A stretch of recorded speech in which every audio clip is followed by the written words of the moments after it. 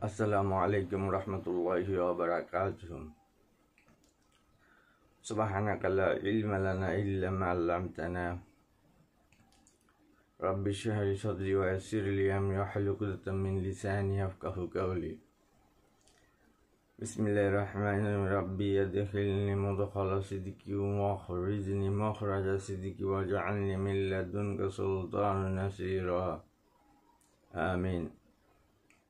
প্রিয় দেশবাসী, আপনারা সবাই কেমন আছেন? আমি আলহামদুলিল্লাহ ভালো আছি। আর আমি দোয়া করি সারা বাংলাদেশে যত মানুষ বন্যার্তদের যারা ঘর বাড়ি সব হারিয়ে নিঃস্ব হয়ে গেছেন তাদের জন্য দোয়া করি আল্লাহর কাছে, আল্লাহ যেন তাদেরকে উত্তম যা ফিরিয়ে দেন। আমিন। আজ আমি কথা বলবো বাংলাদেশ আওয়ামী লীগ না, বাংলাদেশের জন্য একটা সুসংবাদই বলা যায় যে সেনাবাহিনীর হাতে এখন বাংলাদেশের সকল ক্ষমতা, কোনো রাজনৈতিক দলের কাছে না। আর যতদিন আছে বাংলাদেশ সেনাবাহিনী রাজপথে, আর জনগণ ঘুমাবে খুব আরামে ইনশাআল্লাহ।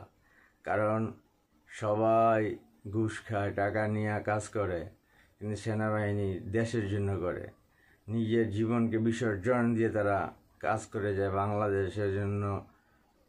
অক্লান্ত পরিশ্রম, তারা প্রতিটি সেক্টরে যখন বাংলাদেশের যেই মুহূর্তে যা দরকার হয়েছে বিপদে, তখনই বাংলাদেশ সেনাবাহিনী এগিয়ে এসেছে। আর অবশ্যই আমি খুব আনন্দিত আলহামদুলিল্লাহ, কারণ আগামী নির্বাচন হবে সুষ্ঠু, সুন্দর ও জনগণের আবেগ, জনগণের উৎসাহ দিয়ে আগামী নির্বাচন হবে।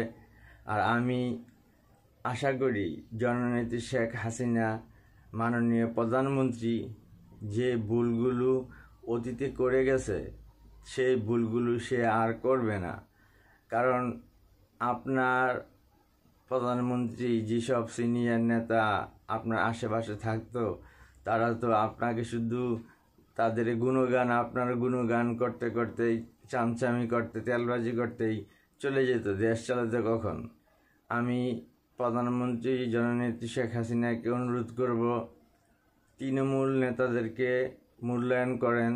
এখন তৃণমূলের দাম কিন্তু বেড়ে যাবে, কারণ নির্বাচন যখন সামনে আসে তখন তৃণমূলের নেতাদের মূল্য বেড়ে যায়। আর যখন নির্বাচন শেষ তখন আর তৃণমূল নেতাদের মূল্য নাই। আমি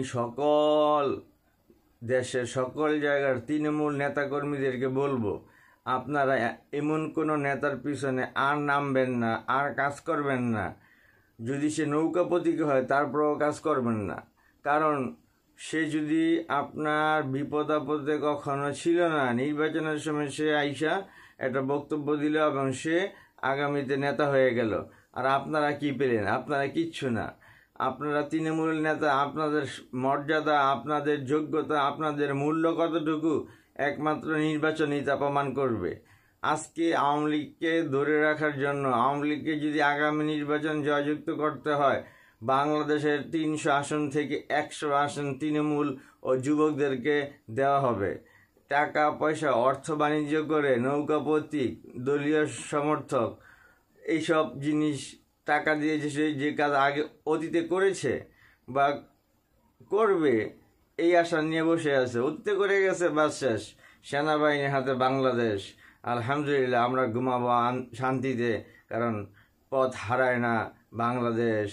যতদিন শেখ হাসিনা প্রধানমন্ত্রী না হয়ে এই দেশে আসবে ইনশাআল্লাহ।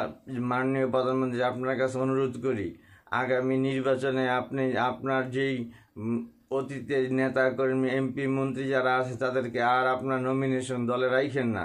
তারা পুরো দলটাকে ধ্বংস করে গেছে। আবার যদি তারা ক্ষমতা পায় তারা আবার দলটাকে নষ্ট করবে, ধ্বংস করে ফেলবে। আপনার কাছে অনুরোধ করি, তৃণমূলের নেতারা গরিব হতে পারে, কিন্তু তৃণমূলের নেতারা সাংগঠনিক দক্ষতা অনেক বেশি, একটা মন্ত্রীর চেয়েও বেশি। তাই তৃণমূল নেতাদেরকে মূল্যায়ন করুন। আর তৃণমূল নেতাদেরকে আপনারা মূল্যায়ন তখন করবেন যখন সে আপনাদের মূল্যায়ন করবেন। কোনো নেতাকে মানি না যে নেতার নীতি নেই, কোনো নেতার কথা শুনি না যে নেতার নীতি নেই। কোনো নেতা চামচামি করি না যে নেতার নীতি নেই। নীতি ছাড়া একটা সে টাকা আছে, এমপির পোলা, সে এমপির মন্ত্রী বা সে মন্ত্রীর আত্মীয়, সে নমিনেশন পেয়ে যাবে।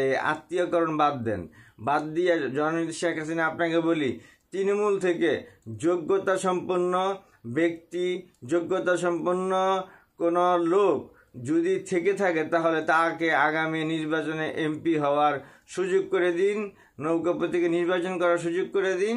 সেনাবাহিনীর হাতে যখন ক্ষমতা, ইনশাআল্লাহ নির্বাচনে কোনো কারচুপি হবে না। আর আমি আশা করি আল্লাহ যদি আমারে কবুল করে আর কোনো একটা যোগ্য স্থানে বসায় দেয়, ইনশাআল্লাহ আমি পাল্টে দিব বাংলাদেশ, আমি পাল্টে দিব বাংলাদেশ। কিন্তু কি করে পাল্টাবো তা আমার মনেই আছে, এটা আমি প্রকাশ করবো না, কারণ কথা চুরি হয়। এই কথাগুলো আমি তখনই বলবো যখন রাষ্ট্র ক্ষমতা আসবে আমাদের হাতে। ইনশাল্লাহ যুবকরা এগিয়ে যাবে আগামীর পথে, যুবকরাই হাল ধরবে, যুবকরাই পারবে। আর বৃদ্ধরা উপদেষ্টা হয়ে ঘরে থাকুক বা অফিসে থাকুক, বসে থাকুক, তাদের দরকার হলে তাদের পরামর্শ নিব, কিন্তু তাদেরকে আর এমপি মন্ত্রী বানায়েন না। আর এত টাকা পয়সা দুর্নীতি আর করবেন না। আপনি যুবকদেরকে সুযোগ করে দেন, এই যুবকরা আপনার নাম খ্যাতি সারা বিশ্বে প্রচার করে দিবে উন্নয়নের মাধ্যমে। আর তখনই হবে স্মার্টার বাংলাদেশ, যখন আপনি অতীতের সকল নেতাকর্মীদেরকে যদি বহিষ্কার করে নতুন করে যুবকদের দিয়ে শুরু করেন আবার আওয়ামী লীগ, ইনশাআল্লাহ আওয়ামী লীগ পথ হারাবে না কখনো। বলার মতো কিচ্ছুই নেই, বলার মতো শুধু একটা কথাই আছে, যাই চলে যাই আগামীর পথে, কোনো দুঃখ কষ্ট নাই আগামী নির্বাচনে। কারণ সেনাবাহিনীর হাতে যখন আছে ক্ষমতা, চিন্তা আর কিসের। আলহামদুলিল্লাহ, সবাই ভালো থাকবেন, সুস্থ থাকবেন, এই আশা ব্যক্ত করে আল্লাহ হাফেজ। জয় বাংলা, জয় বঙ্গবন্ধু।